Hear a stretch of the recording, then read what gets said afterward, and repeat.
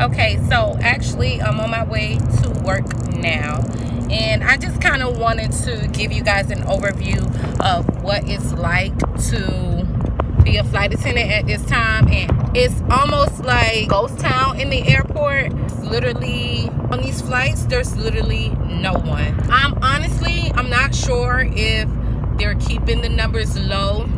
I'm sure people are canceling too, of course, but not only are people canceling, but I believe that they are keeping the numbers low each flight to be in coherence with 10 people or less. Literally been having like no more than 10 people on each flight. So I will show you guys a screenshot right now. There's 8 people on my flight, and we're going to Mexico. And honestly, all my flights prior to this week have been canceling. Like, I have not worked all week, and I had like 3 flights. They're just day trips. Had a baby, so they're just day trips. But some flight attendants that I know, like, their whole 3-day trips have been completely canceled. So at this time, they are offering like paid leave and non-paid leave, like voluntary leave, all the way up until July, because they just suspect that flights will continue to be canceled, and they don't know exactly how this is gonna play out. So not only are it's not very much work, but there's still a lot of flight attendants that depend on making this money to feed their families. So a lot of flight attendants do have significant others, so they have taken the leaves, and they will make money however they make money. But a lot of flight attendants have not taken the leave because they can't afford it. Luckily, I was able to still keep my line. I'm not that senior, but I'm a little bit senior. I'm 5 years in, so I'm not at the bottom. But they did increase reserve, which is basically on call. So they increased the amount of people that would normally have a line, which is a line is a schedule. Basically, you know what you're going to work. So they did decrease the amount of people that have a line and gave them reserve, which is on call. So the people that are at the bottom, if it gets to the point where they need to start furloughing people, last in, first out, unfortunately, and that's not good for me either, because like I said, I'm 5 years in, but that's not very senior in the airline industry. But fortunately, I was able to keep my line. That's what I was going to say. Next month in April, I do have a line, but I am GLT. GLT at my airline is part-time. So I believe they gave me a line because I'm not taking up a lot of the flying anyway, because I'm part-time. So they only really have to award me about like 30, 40, maybe 50 hours. And everybody else, they have to award them at least 75 hours for the month.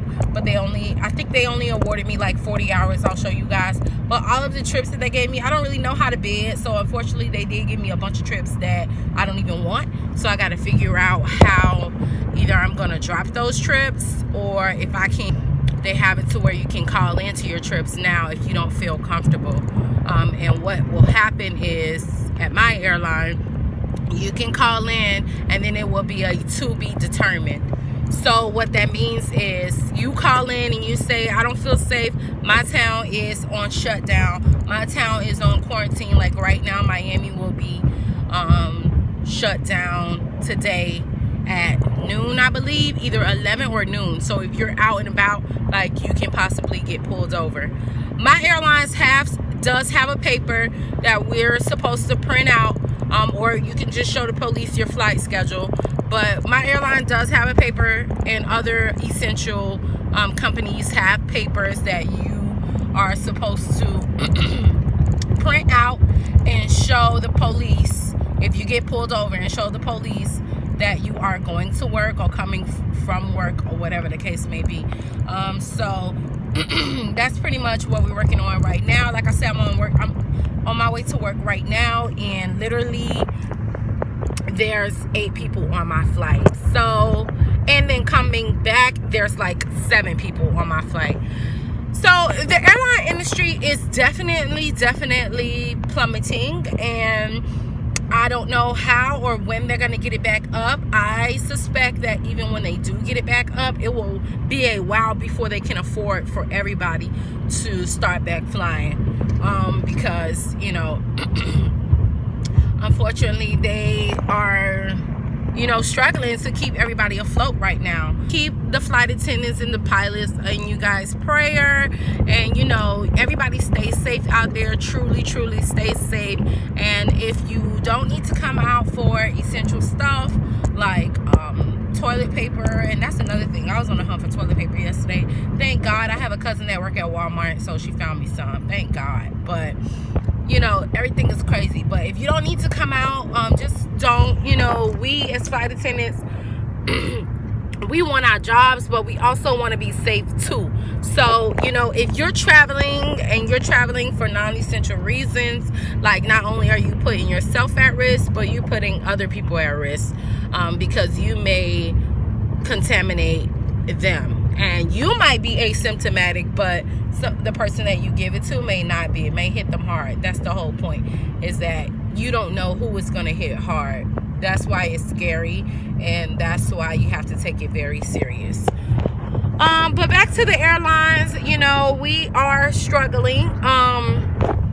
But so far there hasn't been any flying that has been halted, and then we don't get paid for it. So if flights are canceling right now at my airline, I can't speak for any other airline, but right now at my airline, if flights are canceling and it was on your schedule, then you are paid for it. I'm not sure how next month will go, because, you know, with this whole thing, they might be like, okay, we can't keep guaranteeing you pay, and we don't even know if the flight will sustain or not. So sustain or not. So, you know, I don't know what they're gonna do next month. But next month they are offering a different type of leave, not like a voluntary leave, but I'm not sure exactly. I have to look into it, but they're offering a leave where they guarantee you a smaller amount of hours, a smaller amount of guaranteed hours. So instead of the 75 that is, and people work way more than 75, that's just what's guaranteed. But instead of guaranteeing you the 75 hours, they will guarantee you like 50 hours, and then you can't pick up or anything like that, but they guarantee you 50 hours, and you can either work or not work those hours, but you will still get paid for them. So if your flight gets canceled, you will still get paid for those 50 hours.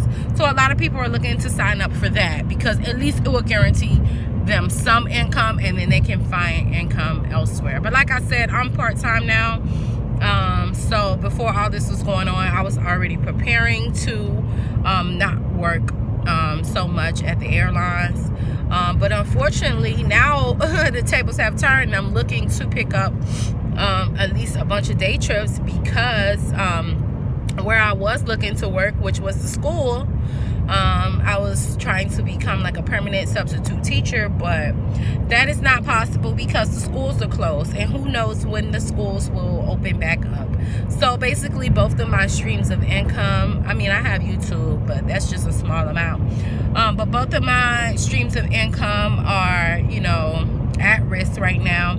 But I'm not worried. I mean, it's out of my hands. Only thing I can do is look for another stream of income and, you know, keep it pushing. That's all I can do. So, you know, yeah, so basically everything, you know, you heard about the airlines, or you see other little flight attendant videos saying, oh, this, that, and the third. It's true, you know. Unfortunately, people look at the big, large companies like, don't bail them out. But there are little people that, you know, suffer when stuff like this happens, and it's the workers. And unfortunately, we're not considered, I don't know if we're considered frontline workers. I don't think so, but we are, because, you know, essential travel, they need flight attendants and they need pilots. Like, you can't fly a plane without flight attendants, without pilots. So you know, our job is essential when it comes to essential traveling. You know, it's dangerous to travel right now, but if you're traveling for medical reasons, or if you're trying to get home because you're stuck overseas, or whatever, essential travel, and I really do mean essential travel, like not going to go see your cousin, that's not essential traveling. But anyways, if you are really seriously essentially traveling, then you know, we have to work those flights, and that's pretty much what we're doing.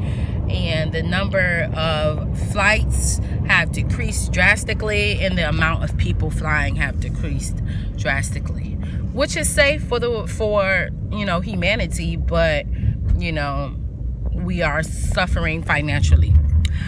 But you know, this is the name of the game, and you know, unfortunately, the first thing to go is traveling. People don't need to travel. You know, they need you know, to grocery shop and all these other things that, you know, will never go under in a recession. Like a grocery store would never go under in a recession because people need groceries. But traveling, that's the first thing to go. Like, I postpone that trip 2-3 years down the line, you know. So traveling is the first thing to go. And this craziness, but also like in a recession, you know, people are like, I don't need to be spending extra money on stuff like that. So yeah, it's like really serious. So you guys just keep everybody in your flight, everybody that you might know that is a flight attendant or a pilot, just keep us all in your prayers that we stay healthy, because not only are we still working, getting people where they need to go, we are basically putting ourselves in danger for contracting coronavirus. So I mean, it's a double-edged sword, because we want to work, but I mean, we can get sick because we're working. So it's a double-edged sword. But I'll show you guys my flight once we get inside, so you guys can see how empty and I'll show you guys that we actually are not even doing a service. Like, that's how crazy it is that we're not even doing a service, because you know, it's dangerous. You don't really want to be serving people meals and alcohol beverages with everything that's going on. So we're not even doing the service. I'll show you guys on my app that it says service on request. So if somebody requests water or Coke, whatever, we'll give it to them, but we're not coming through serving snacks and meals or anything like that. So yeah, and I'll show you guys how small the passenger count is. Like, it's crazy. I have never seen this before, but I mean, people that say that they flew around 9/11 say it was like this. And a lot of people got laid off and furloughed and everything else. But I just want to show you guys the parking lot. Like, look at the parking lot. Oh, I can't. Well, I can show you like this. Like, the parking lots are empty, and usually these parking lots are filled. So just by looking at the airport parking lot for the employees, that tells you that a lot of people have been let go or laid off or furloughed. Just with airline employees. So like baggage claim and gate agents and all that. Look how empty the parking lot is. The parking lot is completely empty. And this is a regular time. It's 10 o'clock in the morning. So this just goes to show you that this shit is serious. This thing is serious. This thing is very serious, and people are suffering. Especially in the airline industry. So just keep us all in your prayers, and you guys stay safe out there.